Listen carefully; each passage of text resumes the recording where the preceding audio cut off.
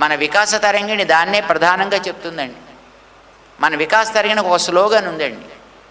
అది మీ అందరికీ తెలిసిన స్లోగన్ కంటే విలక్షణమైన స్లోగన్ అండి. మానవ సేవయే మాధవ సేవ. ఎంతమంది అది మంచిది అనుకుంటారో చెప్పండి. అది అబ్బా, ఇది మనం సరికాదని అనుకుంటుందండి మన వికాస తరంగిణి. మానవ సేవయే మాధవ సేవటయా? అబద్ధాలు ఆడే ప్రాణి ప్రపంచంలో ఎవ్వరూ చెప్పండి. నేను ఎప్పుడు జీవితంలో అబద్ధాలు ఆడలేదని ఎవరిని చేతులు ఎత్తండి చూద్దాం. కింద కూర్చున్నవాళ్ళు కానీ పైన కూర్చున్నవాళ్ళు కానీ ఒక్క చెయ్యి పైకి లేవదండి. మనకే తెలుసు. జంతువులు ఎప్పుడైనా అబద్ధాలు ఆడతాయా? పక్షులు ఎప్పుడైనా అబద్ధాలు ఆడతాయా? నేచర్ ఎప్పుడైనా అబద్ధాలు ఆడుతుందా? ఇది మనిషికి ఉండే ఒక క్వాలిఫికేషన్. ఏమండి, అవసరానికి మించి సంపాదించుకునే ప్రాణి ఎవరండి? మనిషి. తనకి తిండి పెట్టే చెట్లని నరికే గొప్ప యోగ్యత ఎవడికండి? అది కూడా మనిషికే.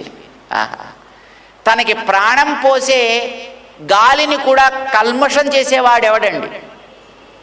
అది కూడా మనిషే. అబ్బాబాబా, తనకి జీవనాధారమైన నీళ్లలో మురికి కలిపేటటువంటి గొప్ప యోగ్యత ఎవడికండి?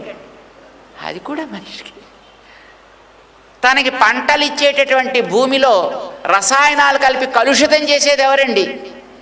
అది కూడా మనిషి. మీరు పాడు పనిన ఒకటి పేరు పెట్టండి, అదల్లా చేసేవాడు. మీకు ఈ మార్క్స్ అన్నీ మనిషిగా వస్తాయి. అవునండి. ఇప్పుడు చెప్పండి మీరు, ఇలాంటి మానవ సేవయే మాధవ సేవ. ఒక్కరు చేస్తారేంటండి? అందుకే మన వికాస తరంగిణి మార్చిందండి. మానవ సేవయే మాధవ సేవ కాదోయ్. ప్రపంచంలో ప్రతి అణువణువులో మాధవుడు ఉన్నాడు కనుక మాధవుడికి మనం సేవ చేయిస్తున్నాము అని గుర్తించి మనిషిని ఒక్కడనే కాదండి, మిగతా ప్రాణికోటిని కూడా జాగ్రత్తగా చూసుకోండి. నేలని చూడండి, చెట్లని చూడండి, పక్షులని చూడండి, పశువులని చూడండి, మట్టిని చూడండి, తోటి మనిషిని కూడా చూడండి. వద్దని అంటలే, వీడు ఇందులో ఒక పార్ట్, కానీ ఇంకా చాలా ఉన్నాయి. అవి లేకపోతే వీడు బతకడు. వీడు లేకపోయినా అవన్నీ బతుకుతాయండి. ఇప్పుడు మనిషి లేకపోతే ఏమవుతుందండి అని అడిగాడు ఒకసారి మా ఆడియన్స్ని, కొంతమందిని. వెంటనే రెస్పాన్స్ ఏమొచ్చిందో తెలుసునండి. స్వామీజీ, మిగతా ఉండే జంతువులు పక్షులు ఇవన్నీ దేవుడి దగ్గరికి వెళ్ళి, God you did a wonderful job, thank you very much అంటాయి. ఎందుకంటే అన్ని పాడు పనులు చేసేది వీడే, మనిషి. అంచేత మానవ సేవయే మాధవ సేవ అని అనడం తెలివైన వాడు చేసే పని కాదండి. మాధవ సేవగా సర్వప్రాణి సేవ చేయండి. ప్రతి ప్రాణిని కాపాడుకోండి. అందరూ బాగుండాలండి. ఇది మనం కోరాల్సింది. ఇది మన ఆండాళ్ళ తల్లి చెప్పిందండి.